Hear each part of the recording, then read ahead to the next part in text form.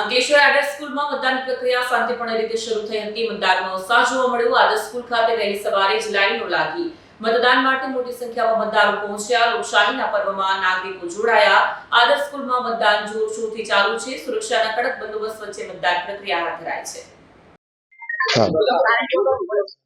લોકશાહીના પર્વની અંદર કહી શકાય કે તમામ લોકો સવારથી જ મતદાનમાં લાઈનમાં લાગી ગયા છે અને તમામ લોકો વૃદ્ધ હોય, યુવાનો હોય અને ખાસ કરીને યુવાનો પણ જે નવા મતદાતાઓ છે તે પણ ઉત્સાહપૂર્વક રીતે વોટિંગ કરી રહ્યા છે અને વૃદ્ધ લોકો પણ જે 60 વર્ષથી પણ વધુ લોકોના છે અને કહી શકાય કે સરકાર દ્વારા એક મસ્ત રીતે આયોજન કરવામાં આવ્યું છે અને તમામ લોકો અહીંયા વોટિંગ કરી રહ્યા છે અને જે તાપ છે ગરમીમાં લોકોને એમ હતું કે ગરમીના કારણે લગભગ કોઈ બહાર નહીં નીકળશે, પરંતુ લોકો ગરમીમાં પણ બહાર નીકળી રહ્યા છે અને પોતાની ફરજ નિભાવી રહ્યા છે અને વધુમાં વધુ જે પણ લોકો બાકી રહી ગયા છે એ તમામ લોકોને વિનંતી કે વધુમાં વધુ મતદાન કરીને લોકશાહીને મજબૂત બનાવીએ અને ભરૂચ જિલ્લાની અંદર એટલા ટકામાં મતદાન કરીએ કે આખા ગુજરાતની અંદર કહી શકાય કે આપણા ભરૂચ જિલ્લાનું નામ રોશન થાય।